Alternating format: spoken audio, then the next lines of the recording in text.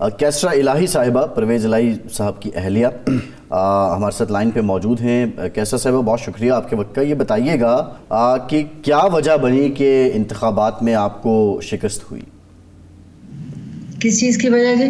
आवाज़ आपकी क्लियर नहीं है। आप जो इंतखाबी नताइज आए उसके मुताबिक आप कामयाब ना हो पाई, इसकी वजह क्या बनी? जी, इंतखाबी नताइज के हिसाब से तो बहुत ज़बरदस्त कामयाबी है। आप ज़रा इसके फिगर नोट कर लें। इलेक्शन के लिए मेरे वोट जो थे मोर देन 150 यानी कि 1.5 लाख से ऊपर है। अच्छा। और उसके सालिक हुसैन के वोट जो हैं वो 30 तक हैं। जब 30,000 आप कर लेंगे। अच्छा। ये आप टोटल आप देख लें अब तक जो है रिजल्ट। अच्छा। अलावा उसके कि जो हमारे वोट मेरे जलाए गए हैं और जो बक्से उठाए गए हैं और जो प्रिजाइडिंग अफसरों पे प्रेशर डाल के कईयों को थप्पड़ मारे गए हैं, कईयों को वहाँ से उठाया गया कमरों में से कि आप सब निकल जाओ, वो सब चीज़ें जो है ना वो सब मौजूद हैं, वीडियोस पे हर जगह आपको मिल जाएंगी। सही। इसके बावजूद ये वोट है जी। अब उससे आप अंदाज़ा कर लें कि इतना डिफरेंस के साथ ये कामयाबी का जो ये ऐलान दोनों लड़के करते फिर रहे हैं अपने, तो उसका फिर बंदा क्या कह सकता है? बेगम साहब, ये जो आपके मुखालिफिन हैं या जो भी लोग हैं इस वक्त, वो ये कह रहे हैं कि जी जो भी उम्मीदवार हार जाता है वो शोर मचाता है कि जी धांधली हो गई, और आखिर आरओ को आपसे क्या दुश्मनी हो सकती है या इलेक्शन कमीशन को आपसे क्या दुश्मनी हो सकती है कि उन्होंने आप जीत गए और आपको हरा दिया गया। जी, ये अब इनको अब मैं समझ नहीं आ रही, इसके लिए मैं आपको क्या जवाब दूं। इसके लिए आप एक ये चीज़ कर सकते हैं कि इंडिपेंडेंट सर्वे करें आप गुजरात का, लोगों से पूछें कि वहाँ क्या हालात थे इलेक्शन के और इलेक्शन से पहले क्या हालात थे। अच्छा। कितने लोग इनके साथ थे, अब सिर्फ ये चेक कर लें। अच्छा। कोई इनकी शक्ल देखना गवारा नहीं कर रहा था, कोई इनकी बात सुनना गवारा नहीं कर रहा था कि जिस हद तक इन्होंने 2 साल से गुजरात शहर में तबाही, बर्बादी और जुल्म की इंतहा कर दी थी इन दोनों लड़कों ने मिलकर। किसी एक ने नहीं, दोनों एक से एक बढ़कर थे।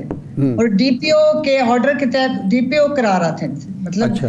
ये हुक्म देते तो डीपीओ करता था। अच्छा, यानी ये सालिक हुसैन ने और उनके भाई ने मिलके ये सारा कुछ किया है, और वो जो आपका रिश्ता, आपका कुर्बत, वो सारा कुछ भुला दिया। आप इंडिपेंडेंट तरीके से ये चेक करें। अच्छा। मेरी बात की सदाकत को आप चेक करें, मेरी बात पे मत रहें, आप खुद से चेक करें जी। जैसे कहते हैं जी हारने वाले, ये कह रहे हैं हारने वाले का ये होता है, फिगर्स ये आते हैं हारने वाले के। आप ये बताएं जी।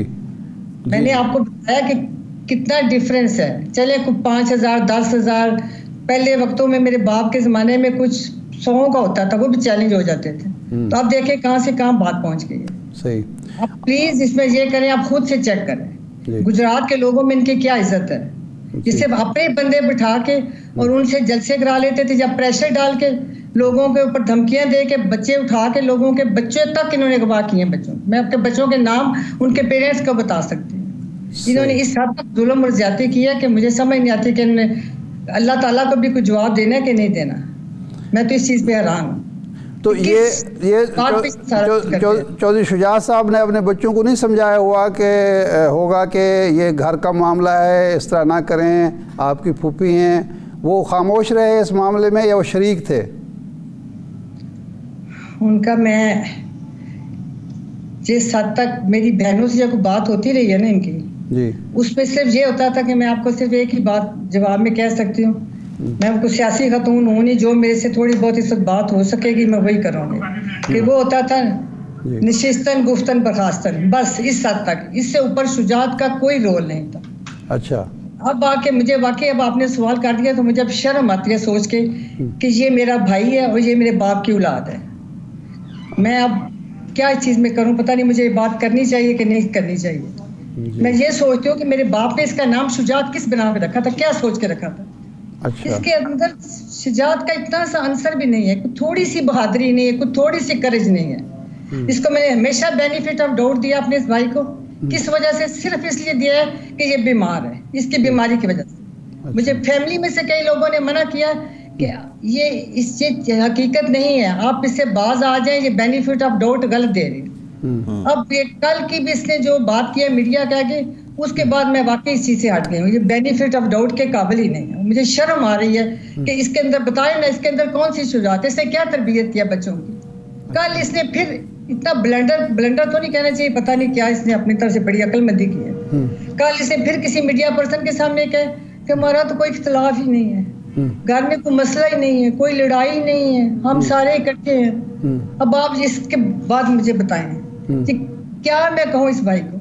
मुझे वाकई शर्म आती है। मैं कहती हूँ इसके बच्चों को तो मैंने पहले भी रिक्वेस्ट की है, मैं अब भी कहती हूँ कि खुदा के वास्ते मैं इनको वार्न तो नहीं कह सकती, रिक्वेस्ट भी नहीं कह सकती, पता नहीं मैं क्या लफ्ज़ इसके लिए बोलूँ कि खुदा के वास्ते मेरे बाप का नाम लेना छोड़ दें, अपने दादे का नाम मत लें।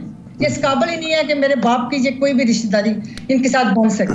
सही। अच्छा, ये फरमाएं कि अब आपने असूल इतने दुलेर इंसान थे, ये इनकी किधर है, ये किधर से रिश्तेदारी इन्होंने निकाली हुई है। अच्छा, किधर से बेटा है उसका। अच्छा, आप ये फरमाएं कि अब आपके पास फार्म 45 होंगे, आपने इलेक्शन कमीशन से रुजू किया है और इलेक्शन कमीशन की तरफ से क्या जवाब मिला है? कोई हो रही है सुनवाई होगी? ये भी अल्लाह का करम हुआ है। इलेक्शन कमीशन का तो मैं कुछ नहीं कह सकती कि उन्होंने ये स्टे दे दिया, वरना हमें तो इसकी भी उम्मीद नहीं थी कि इलेक्शन रोकने के लिए स्टे दे दिया। अच्छा, वो तो अब आरओ के जाएंगे उस दिन जिस तरह से इन्होंने किया है, ये 8 तारीख को थोड़ा सा आप मुझसे अगर आपका टाइम है तो वो भी सुन लें जी। आरओ के दफ्तर के बाहर यहाँ से 8 बजे हम निकले हैं, मेरा छोटा बेटा रासिक और मेरी बहन जो खुद भी कैंडिडेट है और कुछ कजन से हम जल्दी किए आरओ के दफ्तर पहुंचने की, ताकि हमें हमारा जो एक्चुअल जायज असूली कानूनी जो हमारा राइट है वो हमें वो लेटर दे दें। वो रात के आप यकीन करें, आप वहाँ के एरिया से पूछ सकते हैं। गुजरात शायद कभी आप लोगों का गुजर हुआ कि ना हो, रात के वक्त तो लोड शेडिंग हो जाती है। वो इतना वो पॉश एरिया नहीं है, बस कंजस्टेड सा एरिया जहाँ पे हम जाके तो वो सड़क पे बैठे खुले आसमान नीचे। आप किसी से भी चीज चेक करें और फिर आप ये सवाल मेरे से करें। पूरी रात के 8 बजे से लेके सुबह के 7 बजे तक हम सड़क पे खुले छत पे बैठे रहे, खुले आसमान तले। अच्छा, मेरे छोटा बेटा रास्ते गया, मुझे कपकपी लग गई ठंड में। अब मेरी एज देखें, दूसरी बहनें तो ठीक थी, जो भी छोटी वो यंग है मेरे से काफी एज में।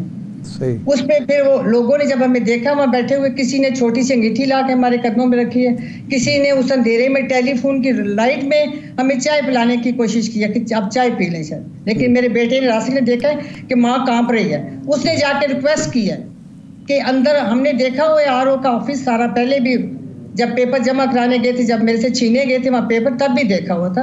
वहाँ 3, 4, 5, 6 कमरे हैं। सिर्फ रास्ते ने रिक्वेस्ट की कि मेरी वालदा रात से ठंड में बैठी है, कोई एक अलग से कोई कमरा दे दें जहाँ छत तो है ऊपर और वहाँ बैठ जाएगी बस। फिर जब आपने जो बात करनी होगी, पेपर देने हैं नहीं देने, इंसाफ करना है नहीं करना, वो तो बात की बात। लेकिन वहाँ क्या था? खामोशी। मतलब ये उन्हें आवाज ही नहीं आ रही थी। अब ये अच्छा, मुझे याद है 93 में उस दिन भी शाम